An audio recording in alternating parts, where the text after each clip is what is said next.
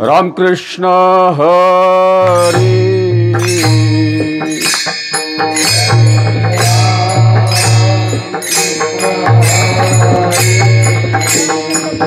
जय जय राम कृष्ण हरी।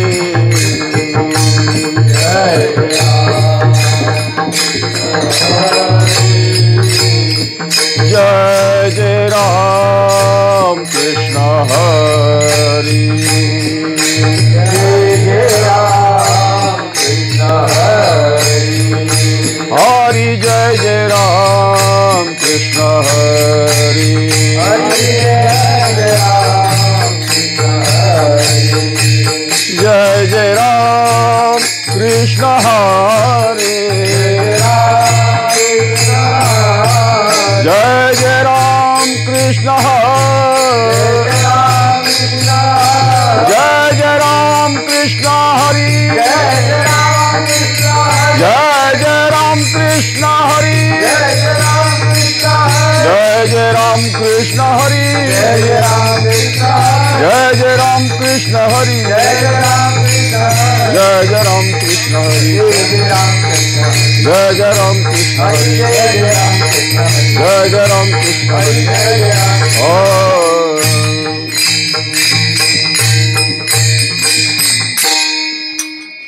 सुंदर ते ध्यान उभे विठेवारी। सुंदर ते ध्यान उभे विठेवारी। कर कठावरी ठेवोनिया ठेवोनिया। कर कठावरी ठेवोनिया। सुंदर ते ध्यान उभे विठेवारी। सुंदर ते ध्यान उभे विठेवारी। कर कठावरी ठेवोनिया।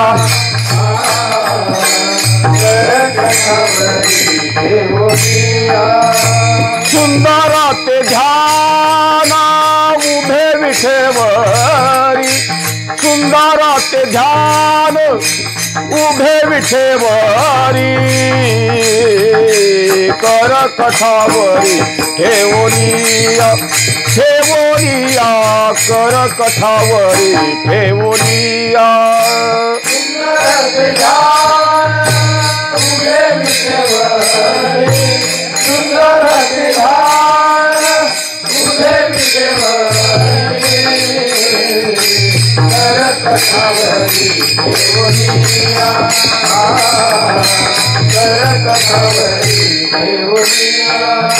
तुळसी हार गळा कासे पितांबर। कासे पितांबर। तुळसी हार कासे पितांबर। कासे पितांबर। तुळसी हार गळा कासे पितांबर। कासे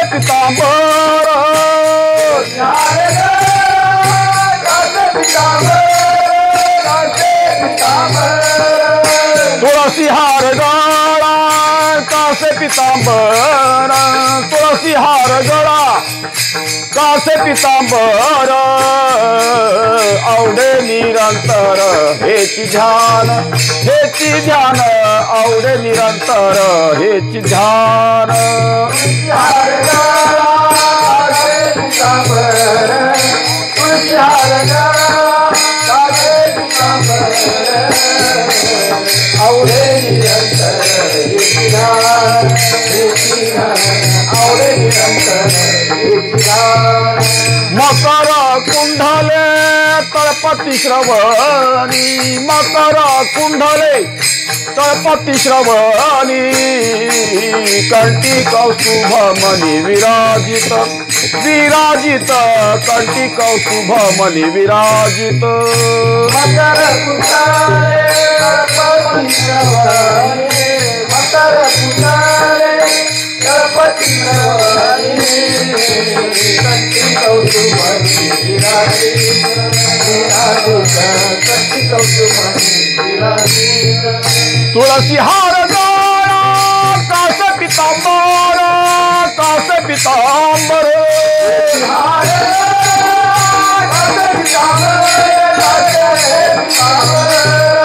तुळसी हार गळा कासे पितांबर तुळसी हार गळा कासे पितांबर आवडे निरंतर हेची ध्यान आवडे निरंतर हेची ध्यान हार गळा कासे पितांबर तुळसी हार गळा कासे पितांबर आवडे निरंतर हेची ध्यान आवडे निरंतर हेची ध्यान तुका माने माझ्या हेची सर्व सुख पाहिना श्रीमुख आवडीने पाहिना श्रीमुख आवडीने तुका माने माझ्या हेची सर्व सुख पाहिना श्रीमुख आवडीने पाहिना श्रीमुख आवडीने तुका माने माझ्या हेची सर्व सुख पाहिना श्रीमुख आवडीने पाहिना श्रीमुख आवडीने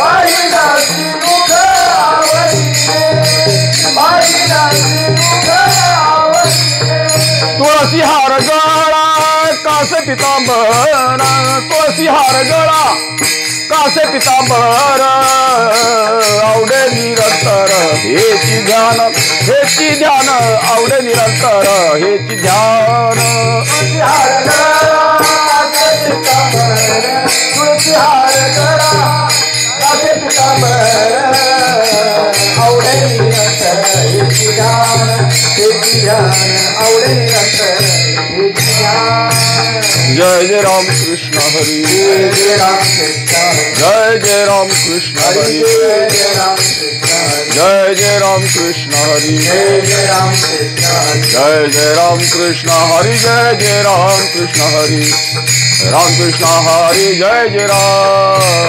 कृष्ण हरी जय जय राम जय जय राम कृष्ण हरी जय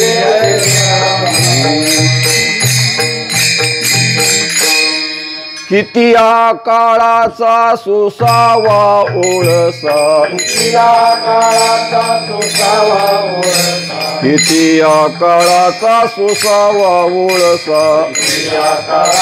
सुसावा ओळसा लागला सरिसा पाठोपाठी लागला सरिसा पाठोपाठी लागला सरिसा पाठोपाठी किती हा काळाचा सुसावा ओळसा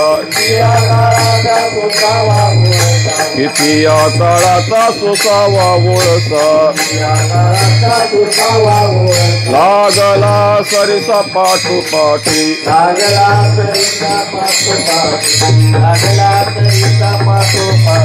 लक्ष 84ची करा सोडवन लक्ष 84ची करा सोडवन रिघाया शरण पांडुरंग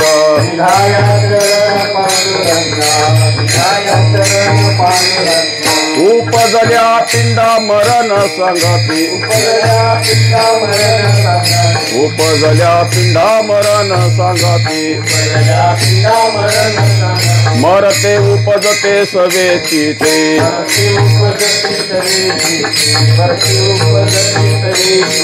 लक्ष 84ची करा सोडवन लक्ष 84ची करा सोडवन रिघाया शरण पांडुरंग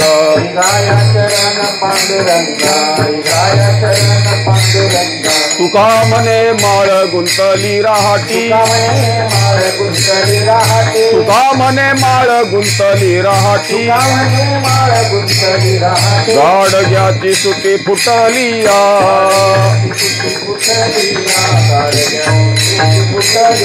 तुका मने माळ गुंतली राहाटी तुका मने माळ गुंतली राहाटी गाडग्याची सुटी फुटलिया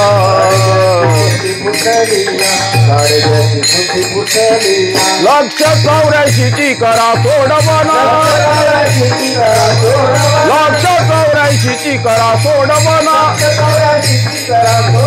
रिघाया चरण पांडुरंगा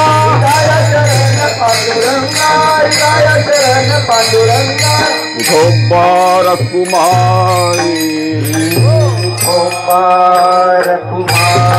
जय जय विठोबा रखुमाई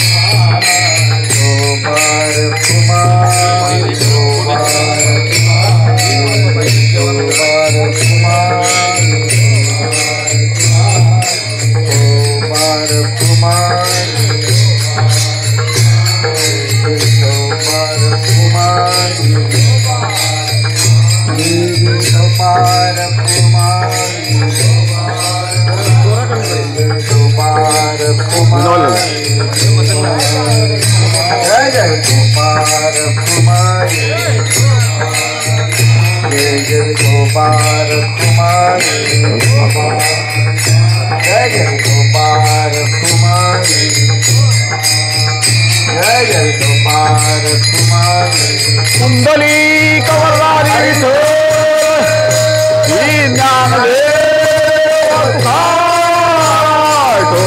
रखुमाई जय जय विठोबा रखुमाई विठोबा रखुमाई जय जय विठोबा रखुमाई कुंडली कवरदारी विठोबा ज्ञानदेव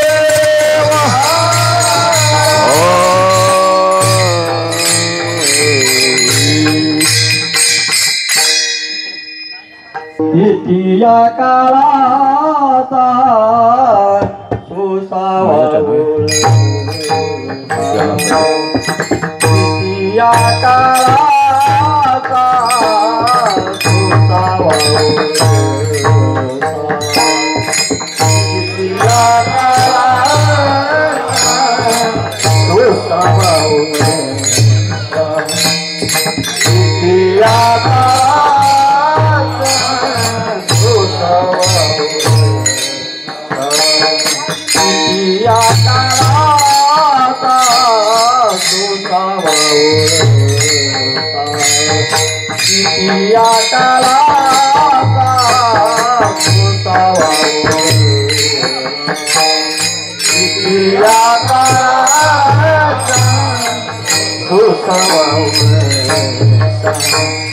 इतिया काळाचा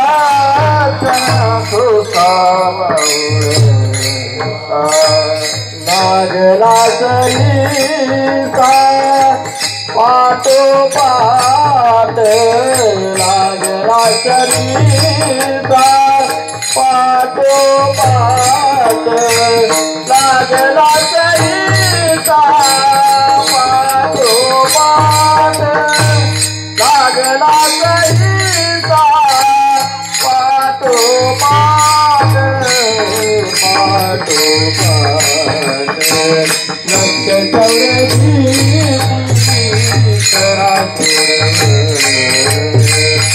लक्ष चौरसी लागला सईसा पाटो लागला सरीता पाठोपाठी लागला सरीता पाठोपाठी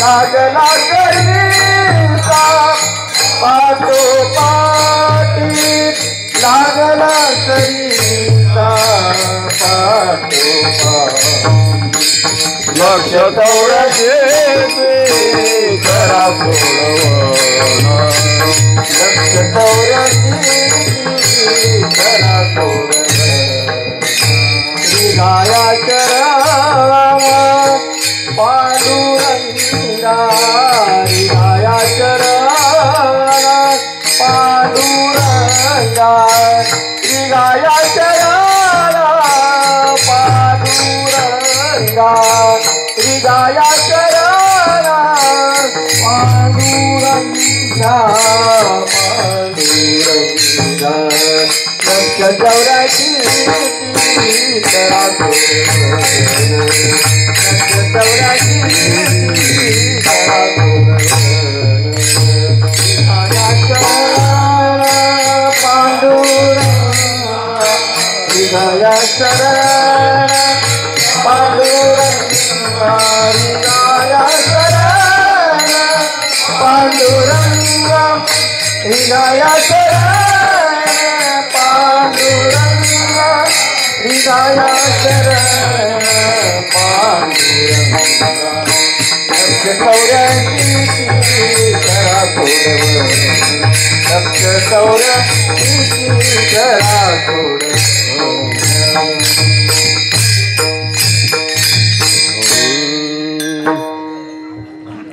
किती या काळाचा सोसावा वळसा किती या काळाचा सोसावा वळसा लागला सरिसा पाठोपाठी लक्ष 84ची करा सोडवण रिघाया शरण पांडुरंगा उपजल्या पिंडा मरण सांगाते उपजल्या पिंडा मरण सांगाते मरते उपजते सवेची ते लक्ष 84ची करा सोडवण रिघाया शरण पांडुरंगा तुका म्हणे माळ गुंतली रहाटी तुका म्हणे माळ गुंतली रहाटी गाडग्याची सुटी फुटलिया लक्ष 84ची करा सोडवण रिघाया शरण पांडुरंगा पांडुरंगा करू प्रथम नमन पांडुरंगा करू प्रथम नमन दुसरे चरण संतांच्या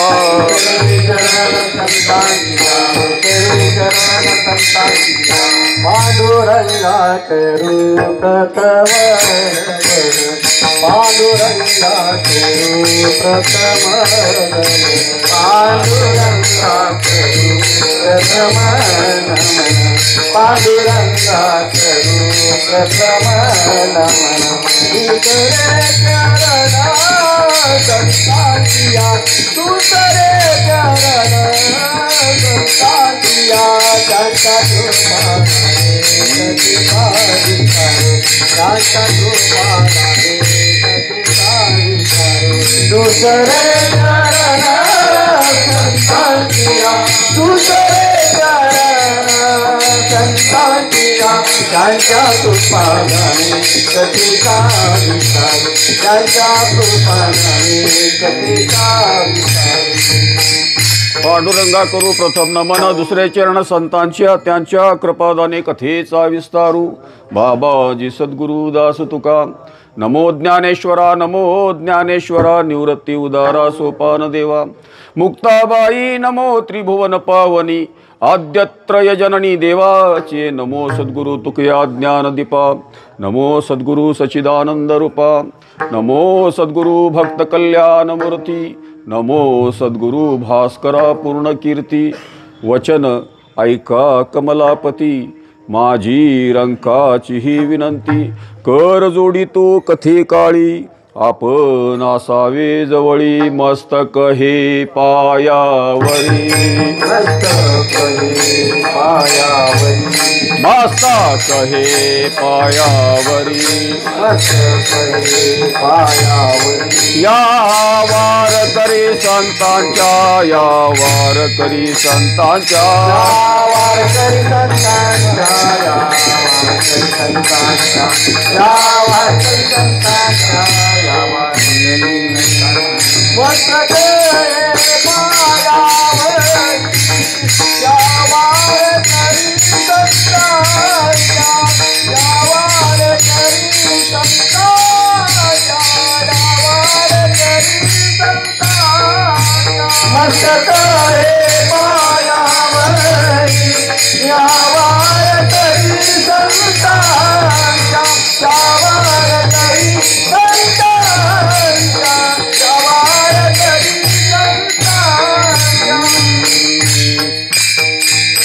किती या काळाचा सोसावा वळसा किती या काळाचा सोसावा वळसा लागला सरिसा पाठोपाठी 184ची करा सोडबन रिघाया शरण पांडुरंगा. प्रस्तुत प्राप्त सेवा प्रसंगी सेवेकरता घेतलेल्या अभंगातून जगद्गुरु जगदवंद्य तुकाराम महाराज जीवाच्या पाठीमागे जो काळ लागलेला आहे, जन्म मरणाच्या आवर्तनातून जीव सतत फिरतो आहे. जन्म मरणाची अनिष्ट परंपरा जीवाच्या मागे लागलेली आहे. शास्त्रदृष्टीने विचार केला तर मानवी जीवन हे कालाच्या अधीन असलेलं जीवन आहे. त्या अर्थानं तुकाराम महाराज सांगतात की किती या काळाचा सोसावा ओळसा, किती वेळा जन्माला यायचं, किती वेळा मरायचं. यातून सुटण्याचा मार्ग तुकाराम महाराज अभंगातून सांगतात. रिघाया शरण पांडुरंगा अशी जी कीर्तन सेवा आहे, त्या कीर्तन सेवेचं प्रवृत्ती निमित्त म्हणजे रत्नाबाई विष्णू वाईंगडे यांच्या प्रथम पुण्यस्मरणानिमित्ताची ही कीर्तन सेवा आहे. आपला प्रापंचिक व्याप सांभाळून, प्रापंचिक कर्तव्य सांभाळून अशी पुष्कळ वारकरी आहेत की जे निष्ठेनं काय करतात, पंढरीची वारी करतात. कदाचित अशा लोकांच्या ठिकाणी वारकरी होण्याची एक वेगळीच अस्मिता असते. इथं उभारल्यानंतर उपाधीचा संग लागतो आणि जिथं उपाधी आहे तिथं अहंकार आल्याशिवाय सूक्ष्म का असना अहंकार चिकट. जी भोळे वारकरी असतात त्यांचा उपाधीशी काही संबंध नसतो. अंतःकरणामध्ये परमेश्वराप्रती प्रेमभाव असतो आणि ते प्रेमभावातून ही जी भोळे वारकरी असतात की ज्यांना कुठलीही उपाधी नाही, ना ते कीर्तनकार आहेत ना ते प्रवचनकार आहेत, कोणत्याही उपाधीचा संग नाही, अशी जी भोळे वारकरी असतात, नवल अहंकाराचे विशेष न लगे सज्ञानाचे झोंबे कंठी नाना संकटी नाचे, हा काही त्रास त्यांना होत नाही.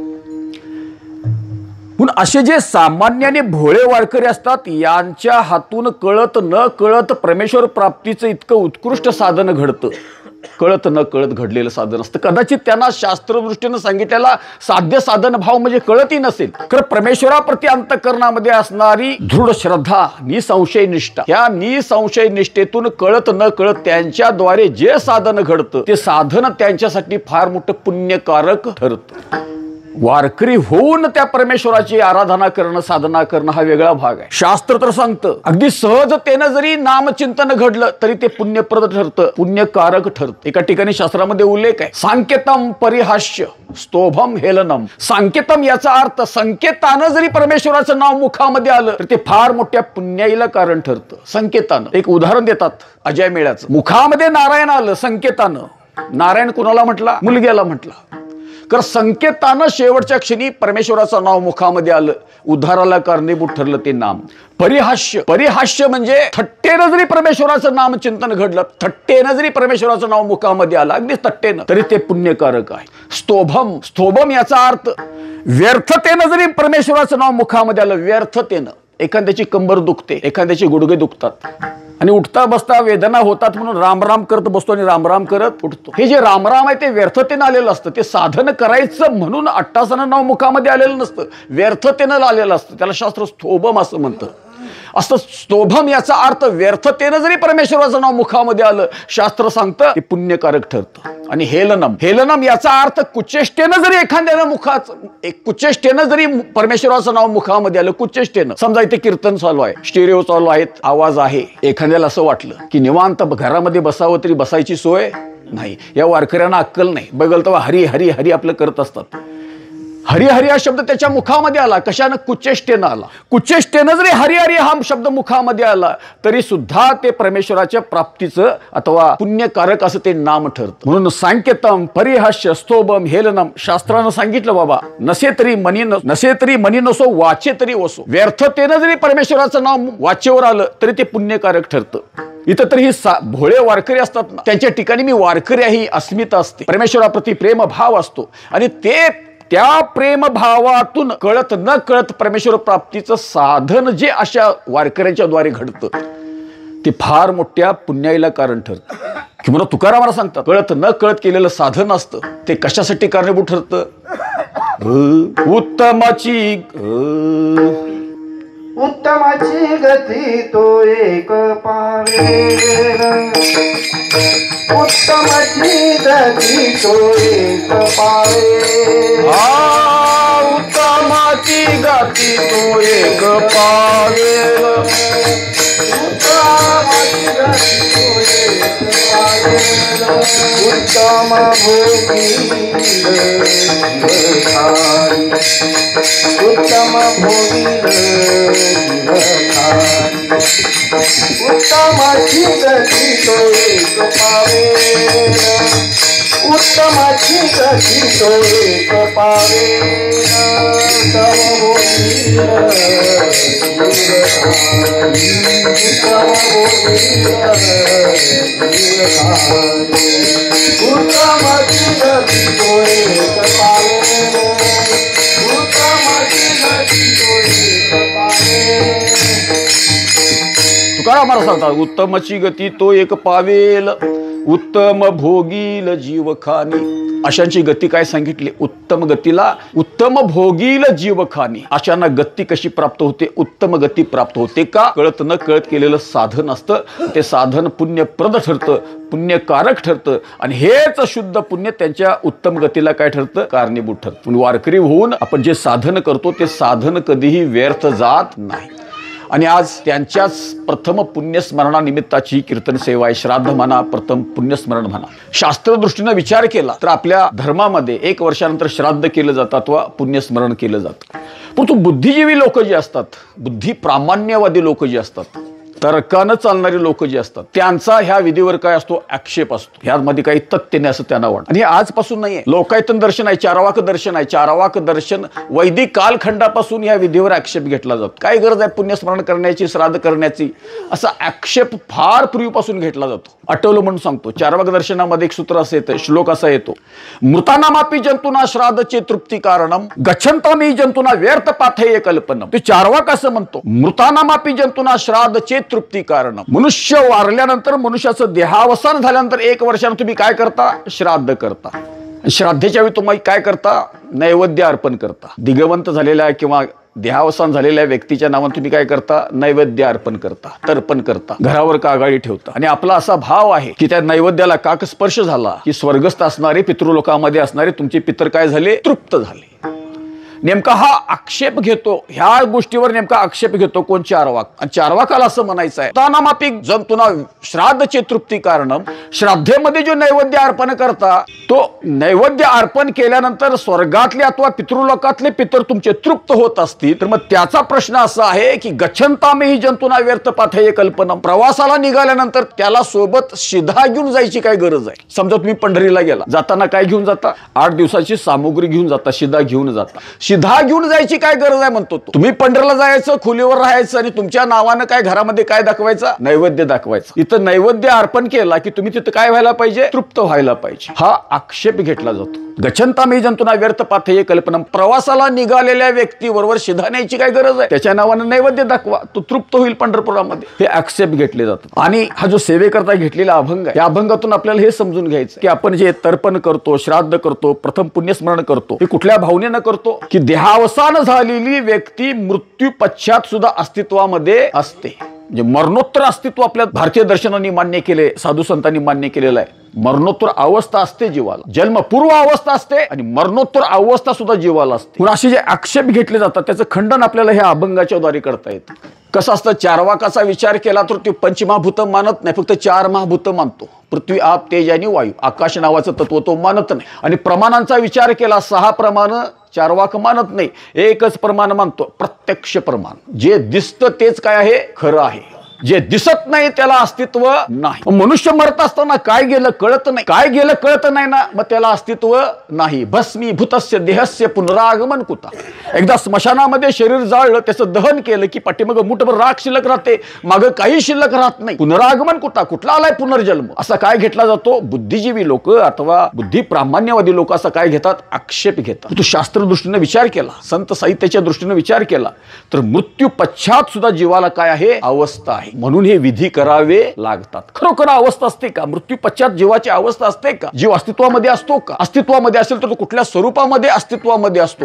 फार मोठा व्यापक विचार या अभंगाच्या अनुषंगाने आपल्याला करता येतो. एक गोष्ट आपण समजून घेऊया. बऱ्याच बुद्धिजीवी लोकांना असं वाटतं की दिसतं तेच खरं, जे दिसत नाही त्याला अस्तित्वच नाही असं मानणारा काय आहे, बुद्धिजीवी वर्ग आहे. बुद्धी प्रामाण्यवादी लोकांचा असाच तर्क आहे, जे दिसतं ते खरं, परंतु जे दिसत नाही त्याला अस्तित्वच नाही असं अजिबात म्हणता येत नाही. कारण तुम्ही आम्ही जीव जे आहोत ते इंद्रिय ज्ञानानं अथवा वृत्ती ज्ञानानं मर्यादित झालेले जीव आहोत. शब्द स्पर्श रूप रस गंध झाली आपली ज्ञानाची परिसीमा झाली. आपल्याला 5 ज्ञानेंद्रिय आहेत आणि 5 ज्ञानेंद्रियाचे 5 विषय आहेत.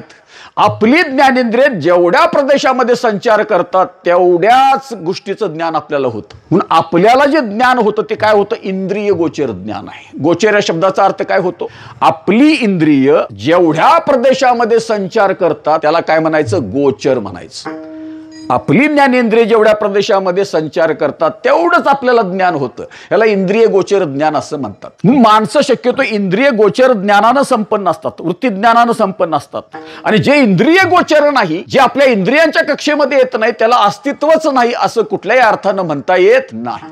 शास्त्र सांगतं की काही गोष्टी तुमच्यासाठी प्रत्यक्ष असून सुद्धा तुमच्या इंद्रियांचा ते विषय होत नाही. काही गोष्टी विद्यमान असून सुद्धा तुमच्या ज्ञानेंद्रियाचा ते काय होत नाहीत, विषय होत नाहीत. अशा जगतामध्ये कितीतरी विद्यमान गोष्टी आहेत. मग विद्यमान असणाऱ्या गोष्टीचं तुम्हाला प्रत्यक्ष होत नसेल तर जे ज्ञानेंद्रियाचा विषयच नाही असं अतिंद्रिय ज्ञान तुमच्या इंद्रियांना कसं होईल. मग कोणत्या गोष्टी विद्यमान आहेत तरी सुद्धा आपल्या ज्ञानेंद्रियांना त्याचं प्रत्यक्ष होत नाही. शास्त्र सांगतं अतिसमीप्यात, इंद्रिय घातात, मनोअवस्थानात, सौक्ष्म्यात, व्यवधानात, अभिभवात, समानाभिहारात आणि अनुद्भवात शास्त्रानं 8 कारणं सांगितली. शास्त्रानं 8 कारणं सांगितली की बाबा ह्या जगतामध्ये अशा कितीतरी गोष्टी विद्यमान आहेत आणि विद्यमान असून सुद्धा तुमच्या ज्ञानेंद्रियांना त्याचं प्रत्यक्ष होत नाही.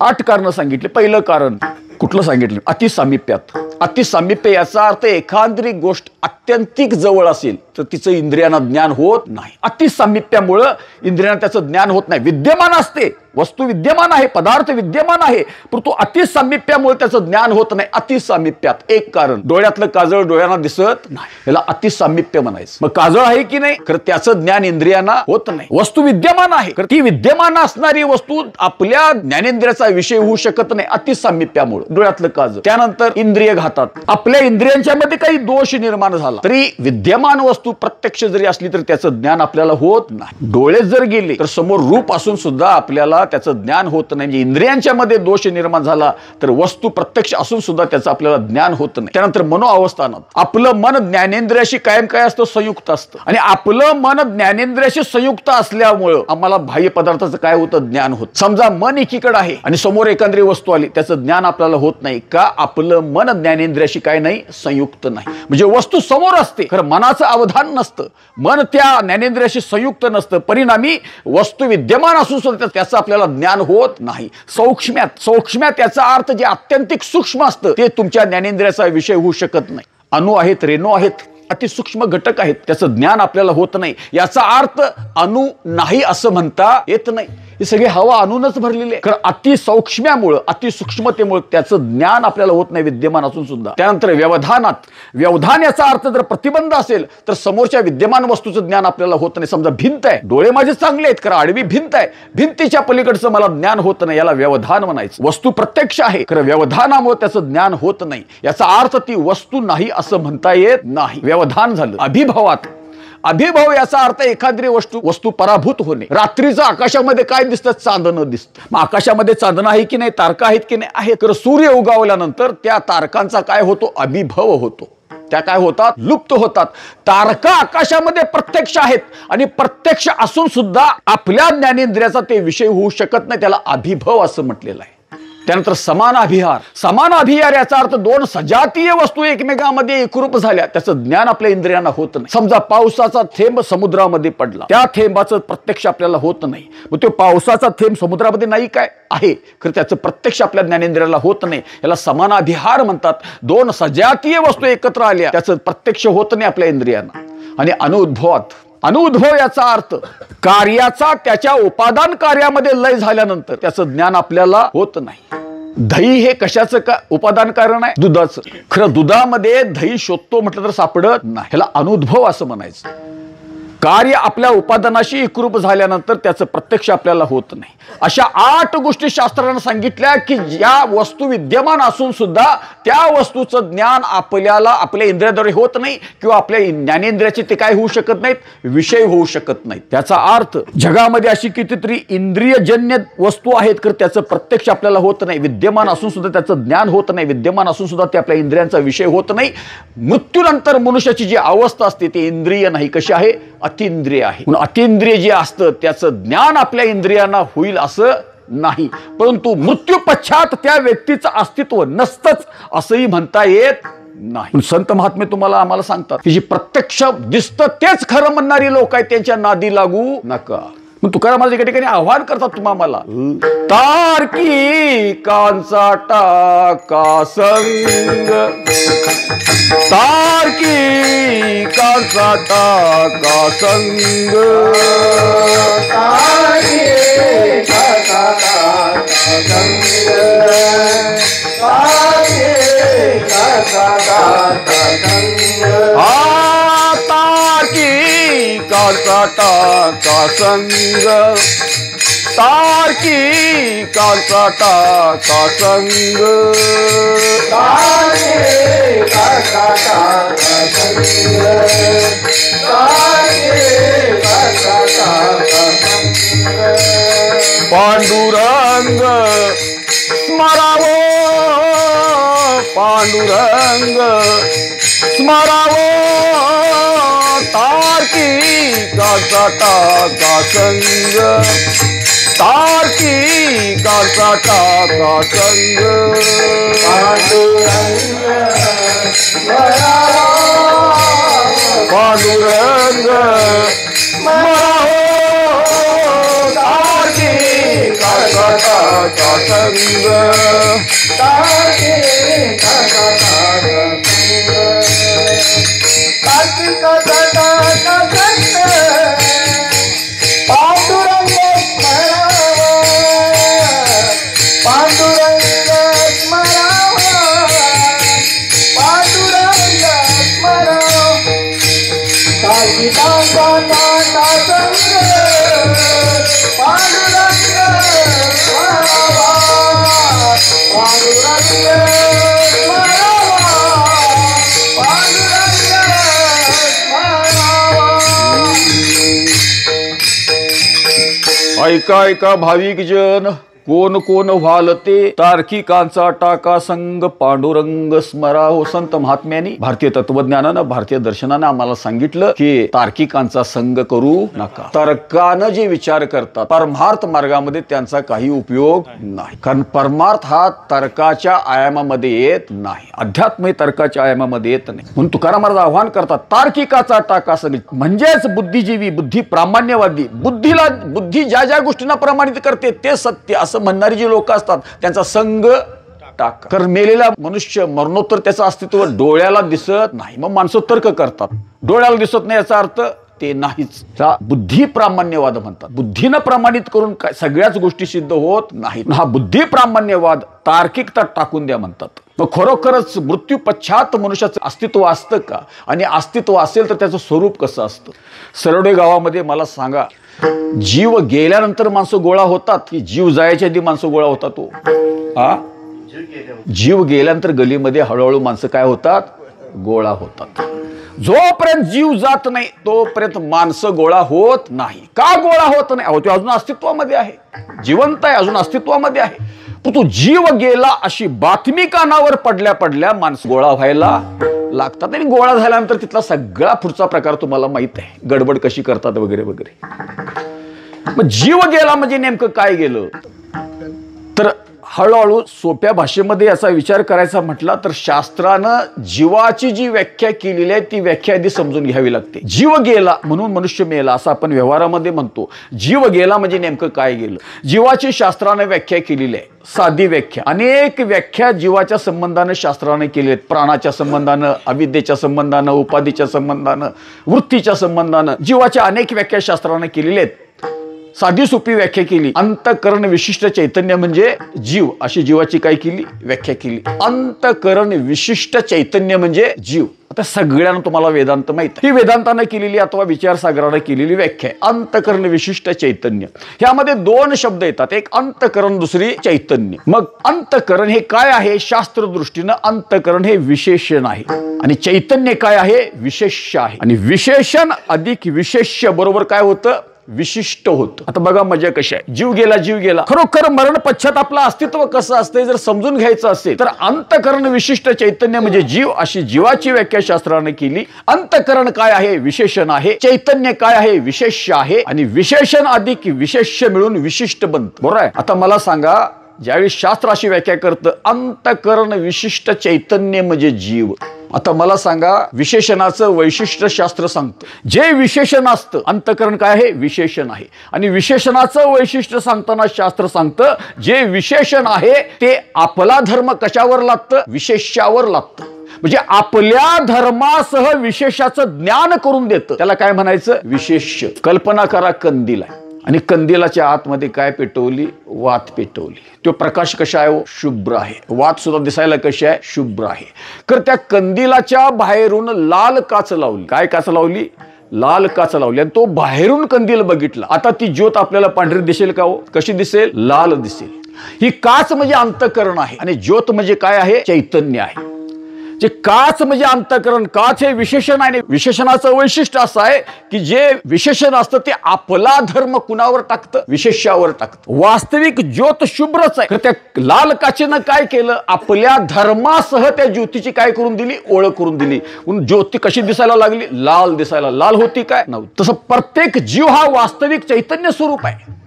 प्रत्येक जीव हा वास्तविक आत्मस्वरूप आहे. प्रत्येक जीव हा वास्तविक ब्रह्मस्वरूप आहे. म्हणून तर अंतःकरण विशिष्ट चैतन्य असं जीवाची व्याख्या केली. अहो, जीव चैतन्य स्वरूपच आहे, आत्मस्वरूपच आहे, भगवत स्वरूपच आहे. खरं संघ कुणाचा घडला? अंतःकरणाचा घडला. आणि अंतःकरणाचा संघ घडल्यामुळं अंतःकरणाचे धर्म कुणावर आले? चैतन्यावर आले. आता हीच शास्त्राची व्याख्या माऊलींनी 8व्या अध्यायामध्ये आणखीन सोपी करून सांगितली. जीव म्हणजे काय?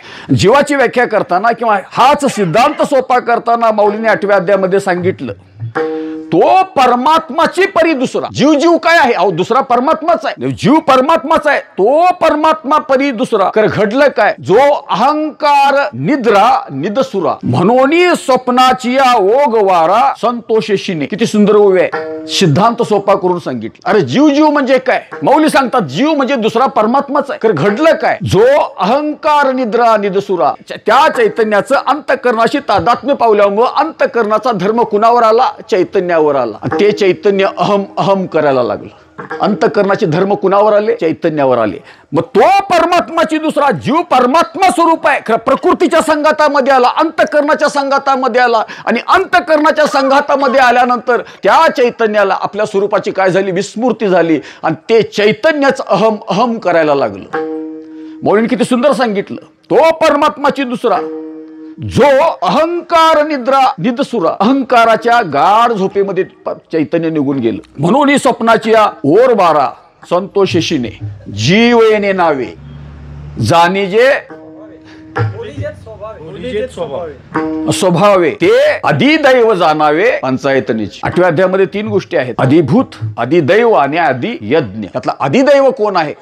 जीव आहे.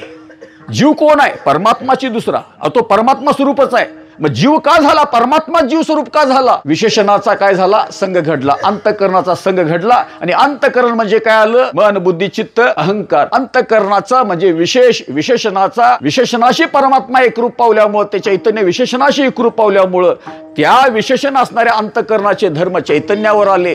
परिणामी चैतन्य स्वरूप असणारा परमात्मा काय झाला? जीव स्वरूप त्याला प्राप्त झाला. अहम अहम असं म्हणायला लागला. म्हणून असं तुकाराम महाराज सांगतात, मेल्यानंतर जीव गेला जीव गेला असं म्हणतो. ते वास्तविक जीवाला मरण नाही. जैसे जीर्ण वस्त्र सांडीजे नूतनी वेडीजे तैसे देहांतरा ते स्वीकारीजे.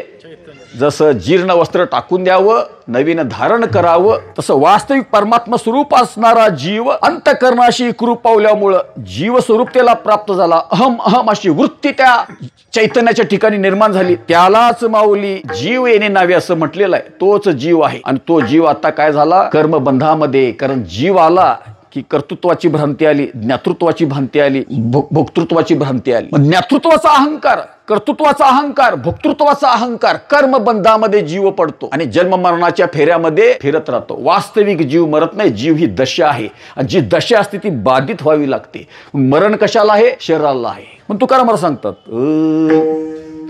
जीवन देखे मरण जीवन देखे मरण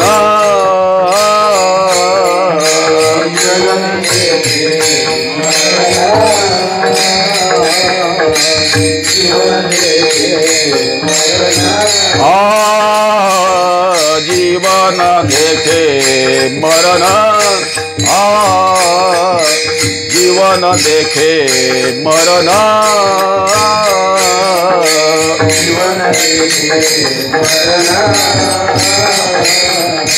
जीवन देखे धरी नवी सांडी जीर्ण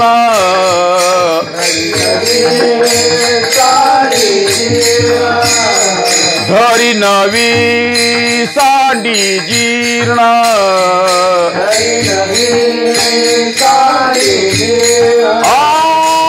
संचित प्रमाण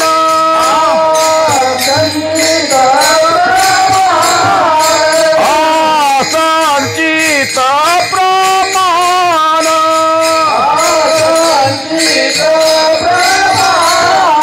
भोग शुभ शुभाचा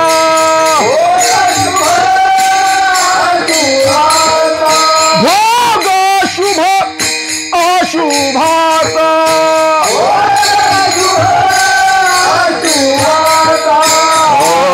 तेथे काय मी ते माझे तेथे काय मी ते माझे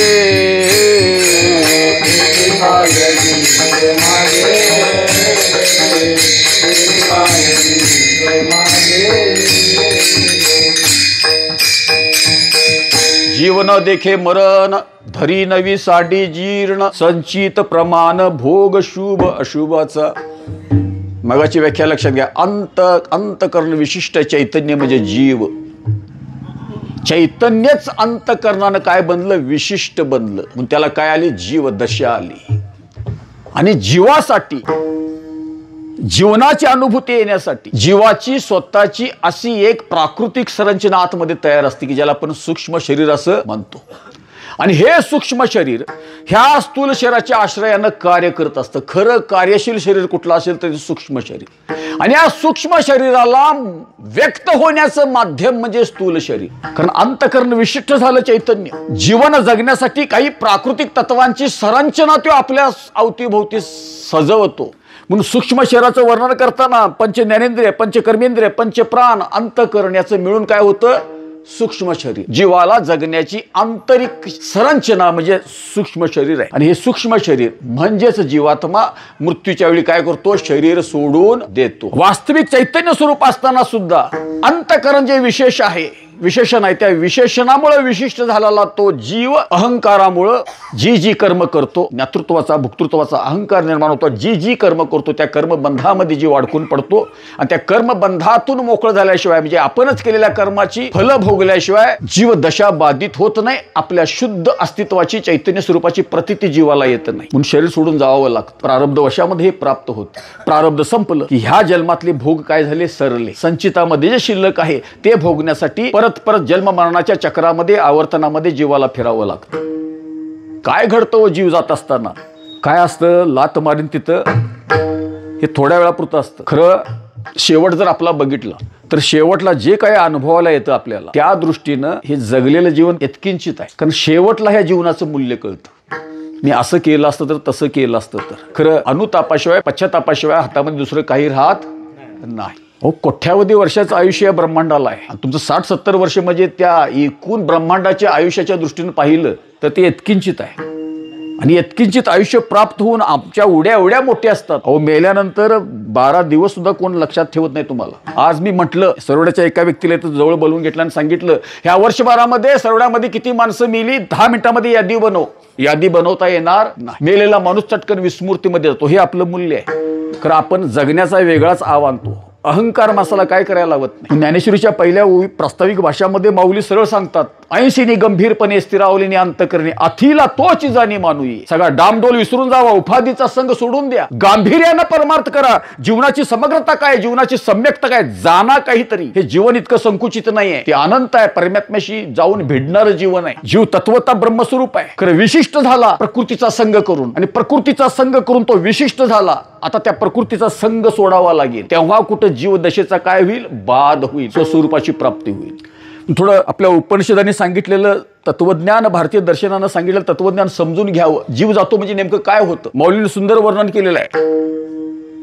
तरी प्रयाणाचे ने अवसरे वातू श्लोमू सुभरे तेने अंतकरण अंधारे कोंदले दाटे. सर्वेंद्रिया लाकूड पडे स्मृती भ्रमा माझी बुडे. मन होय वेडे कोंडे प्राण अग्नीचे अग्निपण जाय तो धूमचे अवघा होय. चेतना गिवसली ठाये शरीरीची. जीव जात असताना प्रक्रिया सांगितली माऊलीने. आणि तुम्ही कुठेही मरत असलेल्या व्यक्तीचं अवलोकन केलं तर 750 वर्षापूर्वी माऊलीने जे सांगितले तेच तुम्हाला दिसल. काय घडतं, आयुष्यभर जितका त्रास झाला नाही तितका शेवटच्या 10 मिनिटांमध्ये काय होतो, त्रास होतो. बघणाऱ्याला बघू वाटतो, कारण मरणाऱ्याला तोंड दाबून कशाचा मार असतो, व्यक्तही होता येत नाही. आणि वस्तुस्थिती आहे. काय त्रास होतो, माऊलीच्या ओवीचा अर्थ सांगण्या अगोदर एक मी साध्या सोप्या भाषेमध्ये काय त्रास होतो ते सांगतो. जिवंत असताना शरीर कसं आहे, चेतनामय आहे. हातावर डास बसला तर लगेच कळतं का, जाणीवमय आहे, कॉन्शियस आहे, चेतनामय शरीर आहे. आणि मेल्यानंतर किती डास बसले तर ते उठलो. नाकामध्ये माशा गेल्या तरी त्याला सूद नसते का, आता ते प्रेत झालं, अचेतन झालं. मग ज्यावेळी मनुष्याचं शरीर सचेतन असतं, चेतनामय असतं, आता 10 मिनिटानंतर ते शरीर काय होणार आहे, अचेतन होणार आहे. दगडासारखं, जुंदळ्याच्या पोतासारखं ते अचेतन होणार आहे. चेतना निघून जायची, चेतना शक्ती शरीरातली निघून जायची. आणि ही प्रक्रिया घडताना काय त्रास होतो, आणि हे त्रास प्रत्येकाला अनुभवायचा आहे, फक्त एका व्यक्तीला सोडून, ज्यानं मरणा अगोदरच देहाहून आपलं पृथक अस्तित्व अनुभवलेलं आहे. म्हणजे एका जीवन मुक्ता व्यतिरिक्त मरणाचा त्रास सगळ्यांना सहन करावा लागतो. काय प्रक्रिया घडते, किती त्रास होत असेल. एक साधं गावठी उदाहरण देतो. स्त्रिया काय करतात, कपडे धुतात, वस्त्र धुतात. ते कशासाठी पिळावं लागतं, पिळण्यासाठी. पिळण्यामागचं कारण काय, कपडे का पिळावे लागतात, कोरडं होण्यासाठी. आणि कितीही पिळलं तर वस्त्र पूर्ण कोरडं होत नाही, त्याला झाडावं लागतं, पिळावं लागतं, तरी दोरीवर ठेवावं लागतं, वाळत घालावं लागतं. आता मला सांगा, पिळल्यानंतर थोडंफार त्यातलं पाणी निघून जातं, कोरडं थोडंफार होतं, पूर्ण कोरडं होत नाही. मग किती पिळल्यानंतर ते वस्त्र पूर्ण कोरडं होईल, फक्त कल्पना करायची, किती पिळल्यानंतर ते पूर्ण कोरडं होईल. मग ते वस्त्र पूर्ण कोरडं करण्यासाठी जितक्या ताकदीनं पिळावं लागतं तितकी पिळवणूक ह्या शरीराची होते. कधी, शेवटला. का, ह्या देहामध्ये असणारी चैतन्य शक्ती, चेतना शक्ती या देहाला काय करणार आहे, सोडून जाणार आहे. शरीर कोरडं पडणार आहे, जडवत होणार आहे. कारण चेतना शक्तीचा आणि शरीराचा संयोग आहे. आता त्या संयोगाचं रूपांतर कशामध्ये व्हायचं आहे, वियोगामध्ये व्हायचं आहे. आणि चेतना शक्तीचा आणि जडभूत असणाऱ्या ह्या शरीराचा जो संयोग आहे त्या संयोगाचं रूपांतर वियोगामध्ये होत असताना शरीराची काय पिळवणूक होत असेल, त्या जीवाची काय पिळवणूक होत असेल, कल्पना केलेली बरी. जसं कपडा पूर्ण कोरडा करण्यासाठी जेवढं पिळावं लागतं तसं शरीर हे अचेतन होत असताना, या शरीरातली चेतना निघून जात असताना तितकी पिळवणूक शरीराची 100% काय होत असते, अनुभवाला येत असते. त्याचंच वर्णन माऊली करतात. काय घडतं मरत असताना शेवटच्या 10 मिनिटांमध्ये, तरी प्रयाणाचे ने अवसरे वातू श्लोमू सुभरे. मरणाच्या अगोदर हे जे शरीर आहे, वातू श्लोमू सुभरे, याचा अर्थ शरीरामध्ये पित्त, वात आणि कफ इतक्या प्रमाणामध्ये वाढतात. का, चेतना शक्ती आता शरीरातून बाजूला व्हायला लागलेली आहे. चेतना शक्तीनं शरीराचा संघ सोडलेला आहे. चेतना शक्ती शरीरापासून आता हळूहळू पृथक होऊ पाहत आहे. परिणाम असा होतो, जे पित्त वात कफ शरीरामध्ये संतुलित होतं त्याच्यामध्ये पहिल्यांदा निर्माण काय होतो, बिघाड निर्माण होतो. मरत असताना पहिल्यांदा शरीरामध्ये कोणत्या गोष्टी विषमतेकडे झुकत असतील तर पित्त, वात आणि कफ. मरत असताना शक्यतो घरघर वाढल्याशिवाय राहत नाही, श्वास कोंडल्याशिवाय राहत नाही, छातीमध्ये घरघर वाढल्याशिवाय राहत नाही. का होतो असं, का होतं, वातू श्लोमू सुभरे. पित्त वात कपाचा काय होतो, प्रकोप होतो. थोडं काय होतं, तेने अंतकरण अंधारे कोंदले दाटे, अंतकरण अंधारून येतं. याचा अर्थ व्यवस्थित असताना जसं आपलं अंतकरण सजग असतं, डास बसल्याला कळतं, समोर माणसं आलेली कळतात, आता त्याला हळूहळू तेही कळणं होतं. कारण चेतना शक्ती हळूहळू काय व्हायला लागते, संकुचित व्हायला लागते. सूक्ष्म शरीरामध्ये इंद्रिय वर्ग असेल, अंतकरण असेल, आपल्या कारण वर्गामध्ये येऊन हळूहळू गोष्टी यायला लागतात. कारणामध्ये हळूहळू गोष्टी विलीन व्हायला लागतात, त्यांचा लय व्हायला लागतो. म्हणून अंतकरण अगोदर सजग होतं, ते आता ते सजग राहत नाही. आपलीच माणसं आपल्याला शेवटला ओळखता येत नाहीत. का? तेने अंतकरण अंधारे कोंदले दाटे, जगाशी असणारा संपर्क हळूहळू काय व्हायला लागतो, तुटायला लागतो. मरत असताना मरणाऱ्या व्यक्तीलाच गडबड काय झाली कळत नाही. का? अंतकरण अंधारून येतं. जगाशी असणारा, कुटुंबाशी असणारा, या दृश्याच्या पसाराशी असणारा संपर्क हळूहळू काय होतो, तुटायला लागतो. बृहदारण्यके उपनिषदामध्ये हेच वचन येतं, एकी भौतिकरण जातम स्वैन लिंगात्मना. जी ज्ञानेंद्रिय स्थूल शरीराला संयुक्त होती, जी कर्मेंद्रिय स्थूल शरीराला संयुक्त होती, ती इंद्रिय वर्गांचा आपल्या कारणामध्ये हळूहळू लय व्हायला लागतो. याला एकी भौतिकरण जातम म्हटलं. कर्ण जात याचा अर्थ सगळी इंद्रिय हळूहळू एकत्र यायला लागतात. जगाशी असणारा संपर्क त्याचा काय होतो, तुटायला लागतो. मग सर्वेंद्रिय लाकूड पडे, स्मृती भ्रमा माझी बुडे. आता इंद्रिय हळूहळू कार्य करायची काय करतात, बंद करतात. आपलीच माणसं खॉटच्या आजूबाजूला उभारलेली असतात, खरं त्या व्यक्तीला ते दिसत नाहीत. मग सर्वेंद्रिय लाकूड पडे, इंद्रिय स्तब्ध होतात. इंद्रिय वर्ग आपल्या कारणामध्ये लीन व्हायला लागतो. चेतना शक्ती त्या इंद्रियांची नष्ट व्हायला लागते, हळूहळू ती अंकुचिन पावायला लागते. मग स्मृती, सर्वेंद्रिय लाकूड पडे, स्मृती भ्रमा माझी बुडे. स्मृती भ्रमित व्हायला लागते, आता पहिल्यासारखं काही आठवत नाही. म्हणून मरत असताना माणसं काय बडबडतील सांगता येत नाही. स्मृती भ्रमा माझी बुडे. मन होय वेडे, कोंडे प्राण, प्राण घुटमळायला लागतो. आता प्रयाणाची वेळ जवळ आली, प्राण घुटमळायला लागतो, मन वेड होऊन जातं. अग्नीचे अग्नी पण जाय. जोपर्यंत हा उदरातला अग्नी व्यवस्थित आहे तोपर्यंत चेतना शक्ती शरीरामध्ये व्यवस्थित कार्य करत असते. ह्या उदरातला अग्नी, जठराग्नी शांत झाला की चेतना शक्ती काय होते, कमकुवत व्हायला लागते. मग अग्नीचे अग्नी पण जाय. पेशंट पायाकडून काय व्हायला लागतो, गार पडत यायला लागतो. अग्नीचे अग्नी पण जाय. तो धूमच्या अवघा होय. जठराग्नी विजला, धूर निर्माण झाला म्हणतात मग बोलली. परिणाम काय झाला, चेतना गेवसली ठाईची शरीराची. चेतना शक्ती असता चेतना शक्तीचा शरीराशी असणारा संबंध काय झाला, संपत आला. आता चेतना शक्ती पृथक व्हायला लागली. म्हणून आम्ही किती उड्या मारत असलो तर तुकाराम मला सांगतात ना की ज्यांच्यासाठी राबलो, एवढा संसाराचा विस्तार केला, माझं माझं म्हटलं, ते शेवटला डोळ्यासमोर काही दिसायला तयार नाही. माझी माझी म्हणणारी माझ्या अवतीभोवती बिस्किटचा पुडा घेऊन उभारलेले असतात, खरं त्यांना मी पाहू शकत नाही. काय घडतं, मज चालता प्रयाण काळे,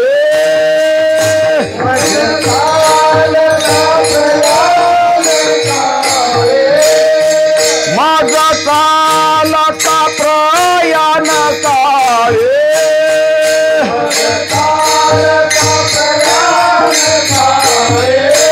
असता नदी साती जावळे,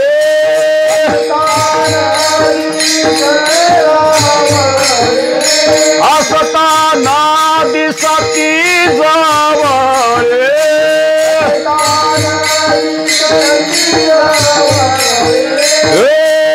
मृतिके मृतिका कवळे,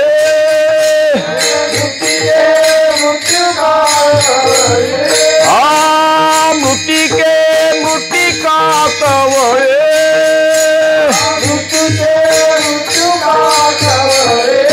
एकले मेरी संचिताते, एकले मेरी संचिताते,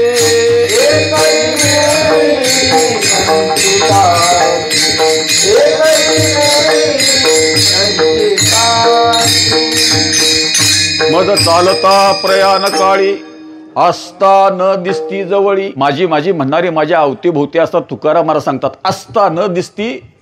त्यामुळे तुम्हाला जाताना घरच्यांचा निरोप सुद्धा नीटसा घेता येत नाही. असता न दिसती जवळी. काय घडतं मग, मृतिके मृतिका कवळी, एकले मिळी संचिताचे. हे आत्म सूक्ष्म शरीर जीवात्मा ह्या शरीराला सोडून गेल्यानंतर हे फक्त काय राहतं, मृतिका म्हणजे माती राहते. ह्याला मी तिरडीवर ठेवतो. मृतिके मृतिका कवळी, माती मातीमध्ये मिसळायला निघून जाते, कुठं स्मशानामध्ये. आणि जो जीव गेलेला असतो, जीवात्मा, जे लिंग शरीर बाहेर जातं, ते काय घडतं, एकले मेळी. आयुष्यभर केलेल्या कर्माचे बरे वाईट संस्कार घेऊन जीव जातो. म्हणजे हे मातीत मिसळतं. आणि जो जीव गेला आपण म्हणतो, ते आयुष्यभर केलेल्या बऱ्या वाईट कर्माचे संस्कार घेऊन ते सोबत जातो. बृहदारण्यके उपनिषदामध्ये एक श्लोक आहे. आद्य शंकराचार्यांनी भाष्यामध्ये एक श्लोक लिहिलेला आहे. गती चांगली मिळाली की वाईट मिळाली कसं कळवायचं, कळवून घ्यायचं. बृहदारण्यक उपनिषदामध्ये त्याचं एक चिंतन आलेलं आहे. चक्षुष्टो वा आदित्य लोकप्राप्ती निमित्तम ज्ञानम कर्मम यदि स्यात्. डोळ्यातून जर प्राण गेला, बृहदारण्यक उपनिषद सांगतं त्याला आदित्य लोकप्राप्ती होते. आता आदित्य लोकप्राप्ती म्हणजे अस्तित्वाचा कुठला आयाम आहे आता मी विस्तार करत नाही. खरं उत्कृष्ट योनीला तो काय होतो, प्राप्त होतो. चक्षुष्ट आदित्य लोकप्राप्ती, डोळ्यातून प्राण जावावा. आणि ज्याने आयुष्यभर भजन केलेलं असतं, खरोखरच ज्याचं अंतःकरण निरपेक्ष प्रेमानं भरलेलं असतं, आंतरिक सात्विक ऊर्जा इतकी वाढलेली असते एखाद्या वारकऱ्याची. बृहदारण्यक उपनिषद सांगतं मूर्धनो ब्रह्मलोक प्राप्ती निमित्त. ब्रह्मरंध्रातून जर प्राण गेला तर ब्रह्मलोकाची काय होते, प्राप्ती होते. उत्कृष्ट योनी, देवाच्या जवळ गेला. आणि डोळा आणि ब्रह्मरंध्र सोडून उपनिषद सांगतं अन्योभ्य शरीर देशोभ्य शरीर अवयोभ्य यथा कर्म यथा श्रुतम. अन्य कुठल्याही अवयवातून प्राण गेला तर त्याला उत्तम गती प्राप्त झाली असं म्हणता येत नाही. आयुष्यभर किती निष्ठेनं परमार्थ केला आणि अंतःकरण तुमचं किती सात्विक आहे. सात्विक ऊर्जा जर अंतःकरणामध्ये असेल, शरीरामध्ये सात्विक ऊर्जेचा स्रोत जर असेल तर सात्विक ऊर्जा ही ऊर्ध्वगामी वाहत असते आणि तामसिक ऊर्जा ही अधोगामी वाहत असते. ज्याचं अंतःकरण निखळ आहे, ज्याचं अंतःकरण प्रेमळ आहे, ज्याचं अंतःकरण शुद्ध आहे, ज्याच्या अंतःकरणामध्ये भक्तिभाव आहे, त्याच्या अंतःकरणामध्ये दैवी सात्विक ऊर्जा निर्माण होते आणि सात्विक ऊर्जेचं वहन हे नेहमी ऊर्ध्वगामी असतं. म्हणून अशांचा प्राण डोळ्यातून जातो, ब्रह्मरंध्रातून जातो. बाकीच्यांचा अन्योभ्य म्हणजे जी बाकीचे असतात, शरीर देशोभ्य शरीर अवयोभ्य यथा कर्म यथा श्रुतम. ज्याचं जसं कर्म आहे, जे कर्माचे संस्कार, ज्ञानाचे संस्कार, त्या ज्ञानाच्या संस्काराची क्वालिटी, कर्माच्या संस्काराची क्वालिटी, त्या क्वालिटीवर ठरतं की कुठली गती आहे, कुठून प्राण जाणार. उपनिषदामध्ये सगळं सुंदर वर्णन केलेलं आहे. ही प्रक्रिया घडते. म्हणून मेल्यानंतर माणसाचं अस्तित्व नसतं असं म्हणता येत नाही. तुकाराम महाराज त्या नाही ना म्हणतात की किती या काळाचा सोसावा वळसा लागला सरीसा पाठोपाठी. जन्माला यायचं, मरायचं, मरणा अगोदर जीवन जगत असताना जी कर्म करतो त्या कर्माचे संस्कार आपण घेऊन जातो आणि त्या कर्माचे फल भोगण्यासाठी परत ह्या जन्माला यावं. जन्म मरणाच्या आवर्तनामध्ये सतत काय असतो, जीव फिरत असतो. म्हणून तुकाराम महाराज सांगतात की किती या काळाचा सोसावा वळसा लागला सरीसा पाठोपाठ. किंवा तुकाराम महाराज एक सुंदर वचन आहे, किती वेळा जन्मायावे, किती वेळा जन्मायावे,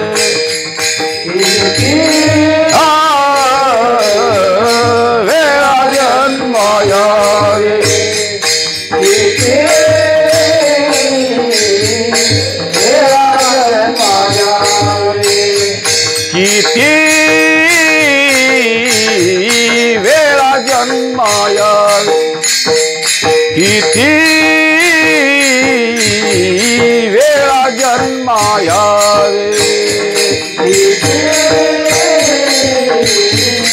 वेळा जन्मायावे, किती वेळा जन्मायावे. नित्य भावे भजित, नित्य भावे भजित माना उनी जीव झाला, माना उनी जीव भ्याला. नित्य भावे भजित, नित्य भावे भजित माना उनी जीव भ्याला, माना उनी जीव भ्याला. किती वेळा जन्मा यावे, किती व्हावे फजित म्हणून जीव भ्याला. काय केलं जीवानं, शरण गेला.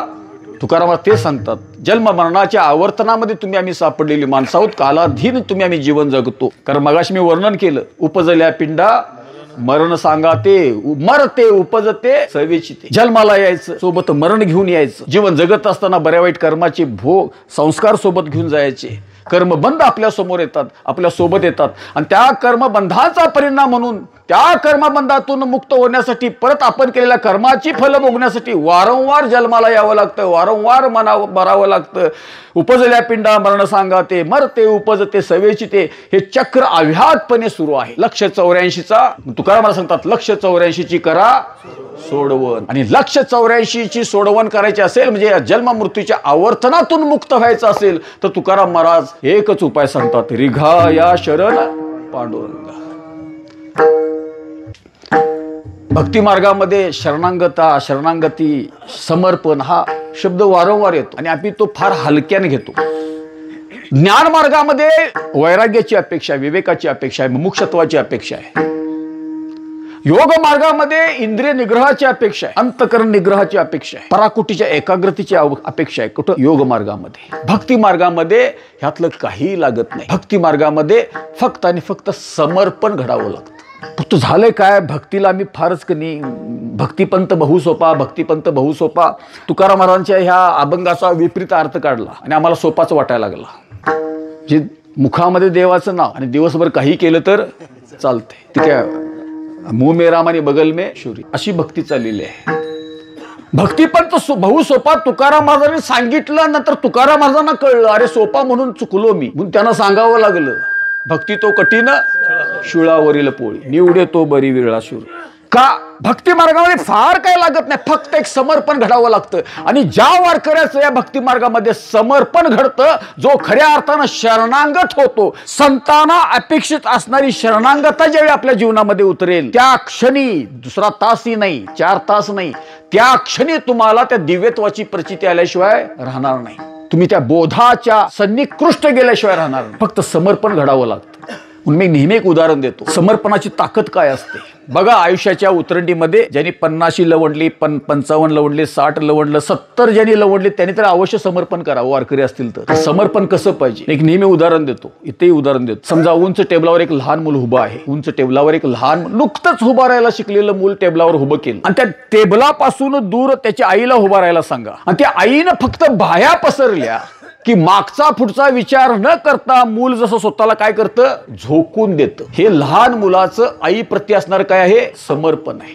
त्या लहान मुलाने विचार केला नाही की टेबलापासून आई किती अंतरावर आहे. आईनं बाह्या पसरल्यात खऱ्या, खरं आईनं मला नाही पकडलं तर, असा कुठलाही संदेह त्या लहान मुलाच्या अंतःकरणामध्ये येत नाही.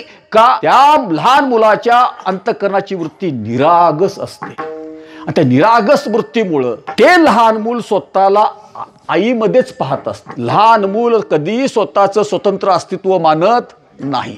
ते लहान मूल, निरागस असणारं लहान मूल स्वतःला आईमध्येच पाहत असतं. त्याच्यासाठी सर्वस्वी आई आहे म्हणून आईनं बाह्या पसरल्यानंतर लहान मूल जसं स्वतःला झोकून देतं, याला समर्पण म्हणायचं. आणि हे समर्पण ज्यावेळी वारकऱ्याच्या जीवनामध्ये अभिव्यक्त होईल त्या क्षणी खऱ्या अर्थानं सर्व सुखाला तो वारकरी प्राप्त झाला.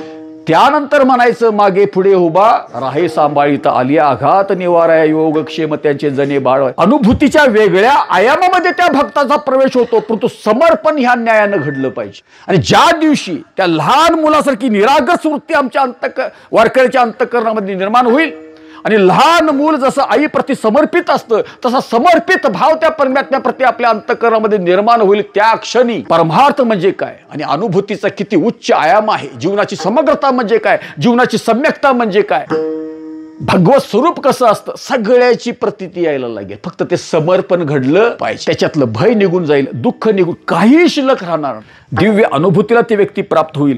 समर्पण घडलं पाहिजे. समर्पणामध्ये एक घडतं, काय घडतं, शरणांगत झालो, शरणांगत झालो,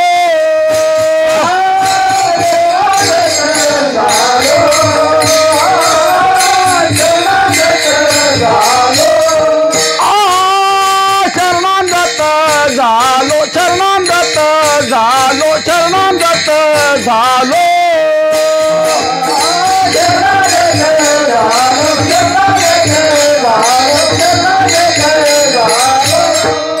तेने मी पणा मुकलो, ते तेने मी पणा मुकलो, तेने मी पणा मुकलो, आता दिल्याचीच वाट,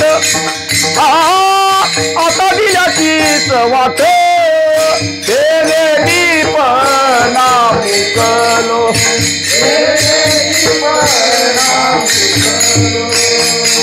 तेने मी पणा मुकलो, आता दिल्याचीच वाट.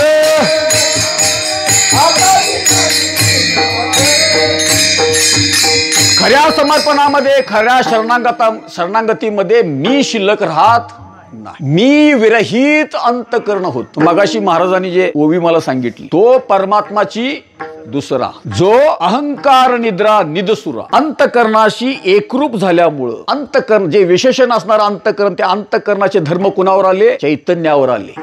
आता त्या अंतकरणानं आपला धर्म काय दिला? सोडून दिला. विशिष्ट असणारं चैतन्य अंतकरणापासून काय झालं? बाजूला झालं. अंतकरणापासून चैतन्य बाजूला झालं, आपल्या मूळ स्वरूपाला प्राप्त झालं. कसं ओळखायचं?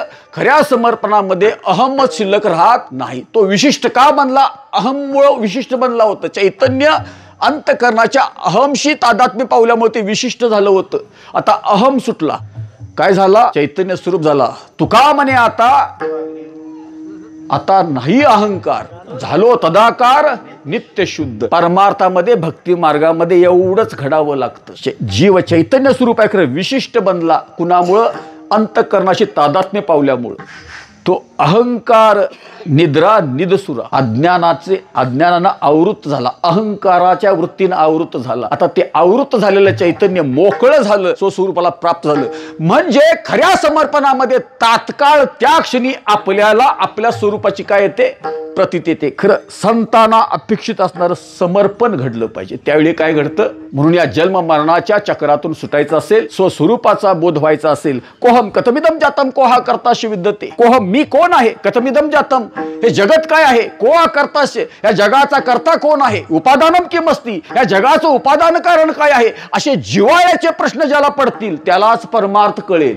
आम्हाला जिव्हाळ्याचे प्रश्न पडत नाहीत. जिव्हाळ्याचे प्रश्न पडतात ते समजून घेतो शब्द ज्ञानाच्या माध्यमातून. अनेक शास्त्रग्रंथ आम्ही उघडतो, समजून घेतो. हे परोक्ष ज्ञान म्हणा किंवा शब्द ज्ञान म्हणा. परोक्ष ज्ञान म्हणजे परफेक्ट नकाशा कळला देवताकडे जाण्याचा, परंतु अनुभूती दूर राहते. ज्ञान मार्गाने जात असाल प्रखर वैराग्य असावं लागतं, विवेक उच्च कोटीचा असावा लागतो, योग मार्गानं इंद्रिय निग्रह साध्य व्हावा लागतो. म्हणजे हे सगळं घडत नाही म्हणून संतांनी काय सांगितलं? भक्ती मार्ग सांगितला. खरं भक्ती मार्गही सोपा नाही.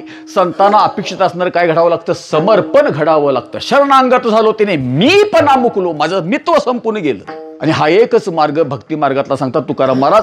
या 84 लक्ष युनितून हे जे जन्म मरणाचं आवर्तन जीवाच्या पाठीमागे लागलेलं आहे त्यातून मुक्त व्हायचं असेल तर मग रिघाया शरण पांडुरंगा विठोबा रखुमाई. जय जय विठोबा रखुमाई,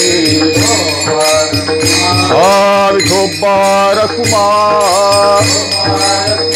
जय जय विठोबा रखुमाई, विठोबा रखुमाई, विठोबा रखुमाई, विठोबा रखुमाई, विठोबा रखुमाई, विठोबा रखुमाई. जय जय विठोबा रखुमाई.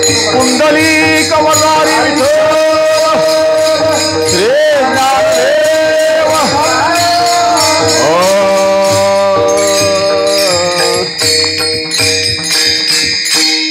किती या काळाचा सोसावा ओळसा लागला सरिसा पाठोपाठी. लक्ष 84 करा सोडवन रिघाया शरण पांडुरंगा. उपजल्या पिंडा मरण सांगाते, उपजल्या पिंडा मरण सांगाते, मरते उपजती सैवेची ते. लक्ष 84 करा सोडवन रिघाया शरण पांडुरंगा. शेवट चरणामध्ये तुकाराम महाराज सांगतात, तुका मने माळ गुंतली रहाटी, गाडग्याची सुटी फुटली या. एक उदाहरण दृष्टांत देतात तुकाराम महाराज. तुका म्हणे माळ गुंतली रहाटी, गाडग्याची सुटी फुटली या. पूर्वीच्या काळामध्ये हे मोटर पंप नव्हते, विहिरीतून पाणी काढण्याची सोय, विद्युत सोय नव्हती, मोटर नव्हती, इंजिनही त्यावेळी नव्हतं. मग त्यावेळी काय केलं जातं? विहिरीवर रहाट गाडगं बांधलं जाय. रहाट गाडगं याचा अर्थ गाडग्यांची काय केली जायची? माळ केली जायची. आणि ती गाडग्यांची माळ त्या विहिरीतून काय व्हायची, फिरायची. मोकळं गाडगं खाली यायचं, भरायचं, वर जायचं, भरल्यानंतर परत ते रिकामं व्हायचं. रहाट गाडगं असं म्हटलं जातं. तो दृष्टांत तुकाराम महाराज देतात. तुका म्हणे माळ गुंतली रहाटी. ते गाडगं आता त्या माळेमध्ये काय बंदिस्त आहे, त्याला तो त्यातून सुटका नाही. वर जायचं, खाली यायचं, वर जायचं, खाली यायचं, त्याला सुटकाच नाही, फिरत राहणं. तसं जीवाला सुटकाच नाही. जन्म मरणाच्या चक्रामध्ये, आवर्तनामध्ये फिरत राहावं लागतं, फिरत राहावं लागतं, फिरत राहावं लागतं. खरं कधी कधी चमत्कार घडतो. तुका म्हणे माळ गुंतली रहाटी, गाडग्याची सुटी फुटली. त्या रहाट गाडग्यामध्ये, त्या माळेमध्ये एखादं गाडगं असतं, त्या गाडग्याला कुठला तरी धक्का लागतो आणि ते गाडगं काय होतं, फुटतं. फुटलं की त्या रहाट गाडग्यातून ते काय झालं, मोकळं झालं. तशी ही सगळी गाडगी आहेत आणि ही जन्म मरणाच्या चक्रामध्ये, आवर्तनामध्ये गुंतलेली आहेत, फिरत आहेत. आता ह्या गाडग्याला धक्का जोपर्यंत लागत नाही तोपर्यंत फुटण्याची सुतराम शक्यता नाही. नाहीतर त्याला फिरत राहावं लागतं. जन्माला यावं, आपण जी कर्म केलेत त्या कर्माचे संस्कार भोगण्यासाठी, कर्मफलाचा भोग घेण्यासाठी परत परत जन्माला यावं. या कर्मबंधातून जीवाची सहजासहजी सुटका होत नाही. रहाट गाडग्यामध्ये, त्या माळेमध्ये असणाऱ्या एखाद्या गाडग्याला धक्का लागल्यानंतर गाडगं जसं फुटतं आणि त्या फिरणाऱ्या परंपरेतून, त्या आवर्तनातून ते गाडगं काय होतं, मुक्त होतं. तसं प्रत्येक जीव म्हणजे ह्या रहाट गाडग्याला झुंपलेलं, बांधलेलं गाडगं आहे. ते फिरतं आहे जन्म मरणाच्या चक्रामध्ये. ह्या गाडग्याला एक ना एक दिवस धक्का बसावा आणि काय व्हावं, फुटून जावं. म्हणजे जन्म मरणाच्या चक्रातून काय व्हावं, मुक्त व्हावं. मग खरोखरच्या गाडग्याला जरासा धक्का लागला फुटून जातं. ह्या गाडग्याला कुठला धक्का लागला पाहिजे तेव्हा हे फुटून जाईल. फार काय लागत नाही. योग्य वयामध्ये खरोखर अनुतापपूर्वक जर पश्चाताप, अनुताप म्हणजेच पश्चाताप, अनुतापानं जोपर्यंत जीव दग्ध होत नाही, अनुताप तीर्थी नहाला, अनुताप होत नाही तोपर्यंत विवेक जागृत होत नाही. आणि विवेक जागृत होत नाही तोपर्यंत चालण्याचा खरा मार्ग आपल्याला कळत नाही. पण कधीतरी ह्या गाडग्याला खऱ्या विवेकाचा काय लागावा, धक्का लागावा. खऱ्या अर्थानं जीवन म्हणजे काय समजून घ्यावं. मी मगाशी शंकराचार्यांचा एक श्लोक सांगितला, कोहम कथमिदम जातम, कोहा करताशी विदते. खरोखर मी कोण आहे, कथमिदम जातम, हे जगत काय आहे, कोहा करताशी विदते, या जगाचा करता कोण आहे, उपादानम किमस्ते, या जगाचं उपादान कारण काय आहे, जीव म्हणजे काय, वास्तविक माझं स्वरूप काय आहे. परत मगाच्या श्लोकावर तो परमात्माची परी दुसरा, जीव परमात्मा स्वरूपच आहे. खरं अहंग अंतकरणाशी एकरूप झाल्यामुळं, अंतकरणाशी तादात्म्य पावल्यामुळं मी मी मी असं करायला लागला. जीवाची वेष्टी स्वरूपामध्ये स्वतंत्र ओळख निर्माण झाली. जीवान कधीतरी स्वस्वरूपाचा बोध घेण्यासाठी हा विवेकरूपी धक्का लावून घ्यावा. अनुताप तीर्थामध्ये नहावं. आणि जोपर्यंत हा अनुताप होत नाही, संतांना अपेक्षित असणारा, शास्त्राला अपेक्षित असणारा विवेक जोपर्यंत आपल्या अंतकरणामध्ये निर्माण होत नाही, आत्म काय, अनात्म काय, शुभ काय, अशुभ काय, हित काय, अहित काय, हे जोपर्यंत आपल्या बुद्धिस्त जो विवेक आहे त्या विवेकाला जोपर्यंत कळत नाही आणि संतांना अपेक्षित असणारी वाट चालण्याची प्रवृत्ती जोपर्यंत आपली होत नाही, तोपर्यंत हे गाडगं कधीच फुटणार नाही. म्हणून परमार्थ हातचा राखून करू नये. आमचं कसं झालंय, प्रपंच परमार्थ संपादिन दोन्ही. आम्ही लय चॅप्टर माणसं आहे. आम्हाला प्रपंच करता करता काय करायचं आहे, परमार्थ करायचा आहे. तुकाराम महाराज सरळ सांगतात, एकही निदानी न घडे त्यासी, दोही पेवावरी ठेवू जाता हात, होय अपघात शरीराचा. आम्ही दोन्ही दरडावर हात ठेवलेली माणसं आहे. एकादश असली की देवळाकड, आणि 14 दिवस आम्ही काय करतो, कसं वागतो, हे ज्यानं त्यानं अंतर्मुख होऊन आपल्याला विचारलं तर मग मागे पुढे उभा राही सांभाळीत असं का घडत नाही आपल्या बाबतीत. किंवा परमार्थ मार्गामध्ये निरपेक्ष सुख आहे, निरपेक्ष शांती आहे, निरपेक्ष समाधान आहे असं संत महात्मे सांगतात. की म्हणून संत महात्म्यांचं जीवन निरपेक्ष सुख, शांती, समाधान ओतप्रोत भरलेलं संतांचं जीवन आहे. मग ती निरपेक्ष शांती, निरपेक्ष सुख, निरपेक्ष समाधान आम्ही वारकरी होऊन पंढरीच्या वाऱ्या करून सुद्धा ते सुख शांती आम्हाला का प्राप्त होत नाही, आपलं अवलोकन केल्यानंतर आपल्याला कळतं. मी दोन्ही दरडावर काय ठेवलेत, हात ठेवलेत. हातच्या राखून परमार्थ करणारे आम्ही माणसं आहे. मी नेहमी सांगतो, लोणच्या सारखा मी परमार्थ करतो. कधीतरी तोंडाला लावायचं काय, लोणचं आहे. पंचपक्वानाचं ताट आहे, साईडला बाजूला लोणचं आहे. जोर कशावर देतो, पंचपक्वानावर. आणि लोणचं कधीतरी तोंडाला लावायचं. तसं आमचं जीवनाचं मुख्य साध्य आमच्या काय, संसार हे आपल्या जीवनाचा मी काय ठरवलेलं आहे, साध्य ठरवलेलं आहे. वास्तविक जीवनाचं परमप्रयोजन शास्त्राने काय सांगितलं, खरं आम्ही अज्ञानानं प्रपंच अथवा संसारच आपण आपल्या जीवनाचं काय ठरवतो, परमप्रयोजन आहे. प्रपंचच माझं साध्य आहे, संसारच साध्य आहे. साध्य बिघडून गेलं आपलं. जे साध्य होतच नाही त्याला मी काय मानलं, साध्य मानलं. म्हणून हातामध्ये काय शेवटला काहीच पडत नाही. धन मिळवोनी कोटी सवे, अरे संसाराचा तुमचा संबंध काय? संसार स्थित्यंतरशील आहे, संसार प्रवाही आहे. तुम्ही जन्माला यायच्या अगोदर हा होताच आणि तुम्ही मेल्यावर सुद्धा हा असाच राहणार आहे. संसार हे जीवाचं साध्य कसं काय होऊ शकतं? आणि आपल्या जीवनाचं साध्य चुकल्यामुळं जे आपल्या सोबत येत नाही, खरोखर जे प्राप्तच होत नाही, त्याच्या प्राप्तीसाठी मी काय करतो? धडपड करतो. संसार कुणाला प्राप्त झालाय? देह प्राप्त होत नाही हे माझं नव्हे, या संसाराचा डोलारा, संसाराचा विस्तार जो माझ्या अवतीभोवती करून ठेवलेला आहे तो कधीही तुम्हाला प्राप्त होणार नाही. संसार हे कुठल्याही जीवाचं प्राप्तव्य असू शकत नाही. हे निदान वयाच्या 60 मध्ये तरी माणसाला कळावं आणि खरोखर जे साध्य होतंय त्याच्या मागे लागावं. साध्य संसाराचे अंगी अवघीच व्यसनी, संसाराचे अंगी अवघीच व्यसनी, संसाराच्या अवघीच व्यसनी, संसाराचे अंगी अवघीच आंबिया कीर्तने शुद्ध आंबिया कीर्तने शुद्ध आता हे गोरे झाले आता हे गोरे झाले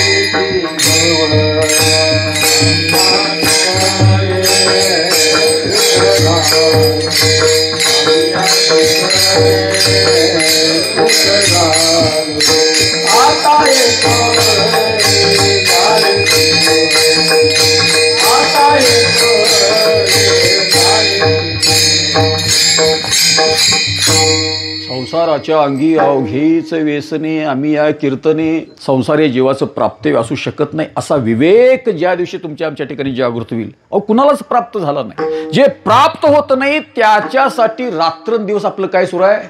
पळणं सुरू आहे, खटपट सुरू आहे. आणि मग शेवटला कळतं संसार तर सोडा, ज्यांना माझं माझं म्हटलं ती सुद्धा माझी नव्हे. तुझा हा परिवार द्रव्य दाराक्षण भंगुर, शरीर जायाचे ठेवणे धरशी अभिलाष झने. काय करावं? अंतकाळीचा सोयरा तुका म्हणे विठोधरा. त्याच्याशी नातं वारकरी आहे म्हणतात तर पांडुरंगाशी नातं जोडलेलं आहे. आता ज्याच्याशी नातं जोडलेलं आहे त्याचं किमान नाम तरी अविरतपणे मुखामध्ये यावं. मला कधी कधी असं वाटतं, ते सांगतो आणि थांबतो, ज्यावेळी आपलं शरीर आपल्याला सांगायला लागेल की अंत समय जवळ आलेला आहे, किमान. कारण काही चिन्ह शरीरामध्ये दिसायला लागतात. पूर्वीसारख्या दाढा घट नसतात. समजायचं म्हातारपण पानपट्टीवर गेला आणि तुम्हाला कोणतरी फुटानं दिलं तर तुम्ही हातावर घेऊन नुसती वाट बघताय कुणाला द्यायचं. आणि कोणतरी पोरगा आलं तर त्याच्या हातावर तुम्ही काय देताय? फुटानं देताय. का?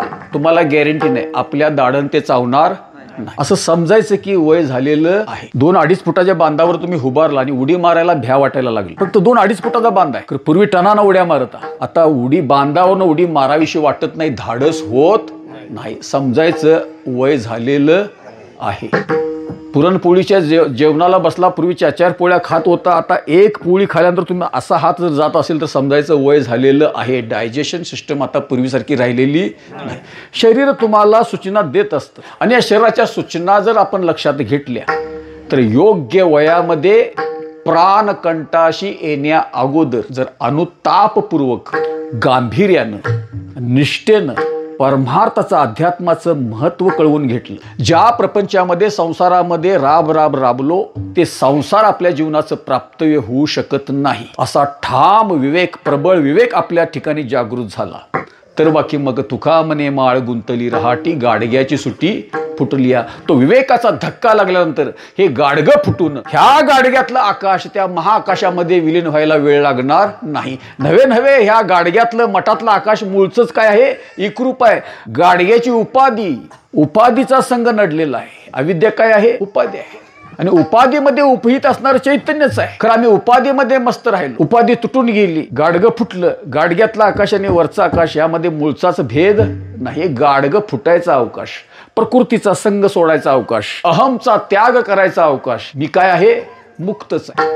म्हणून मुक्त व्हायचं असेल, जन्म मरणाच्या परंपरेतून निष्ठायचं असेल, ह्यातनं बाजूला व्हायचं असेल आणि स्वस्वरूपाला जाणायचं असेल तर तुकाराम मला सांगतात, लक्ष 84ची करा सोडवण रिघाया शरण पांडुरंगा. जन्म मरणाच्या या आवर्तनातून सुटण्याचा एकमेव मार्ग तुकाराम सांगतात की त्या परमात्म्याला शरण जा. निष्ठेनं परमार्थ प्राप्तीसाठी, परमात्म्याच्या प्राप्तीसाठी, स्वस्वरूपाच्या प्राप्तीसाठी जे साधन करावं लागतं ते साधन ज्यावेळी आपण निष्ठेनं करू त्यावेळी एक एक पाय आपला पुढं पडत राहील. देव आणि मी यातला अंतर कमी होत राहील.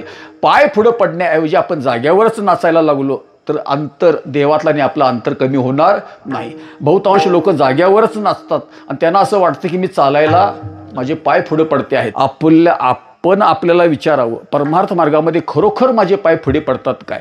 आणि पुढे पडत नसतील तर काहीतरी दोष आहे. अजूनही मला संसार प्रिय आहे, अजूनही संतांना अपेक्षित असणारा विवेक माझ्या ठिकाणी जागृत झाला नाही. आणि खरोखर संतांना अपेक्षित असणारा विवेक ज्याच्या ठिकाणी जागृत होतो, ज्याला खरोखरच अनुताप होतो, तो बाकी अजिबात मागं पाहत नाही. शेवट तो होतो तुझी याने गोड. शेवट गोड करून घ्यावा. का? आपल्या जीवनाचं प्राप्तव्य ज्या माणसाला कळलेलं असतं तो कधीही परमार्थामध्ये, साधनेमध्ये हायगाय करत नाही.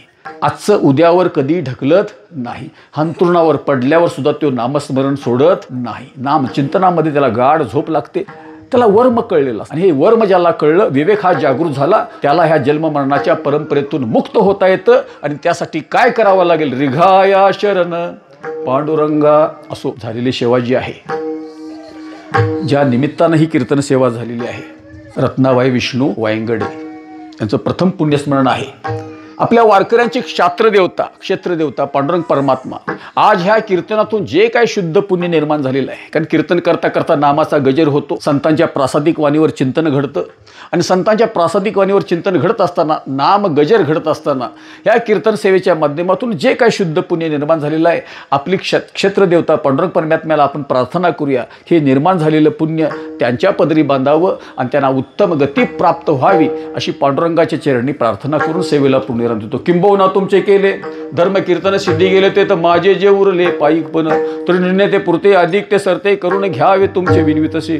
तुमच्या पायाच्या प्रसादी काही बोलिलो विनोदे मज क्षमा करणे संती नव्हे अंगी भूत युक्ती. सांगा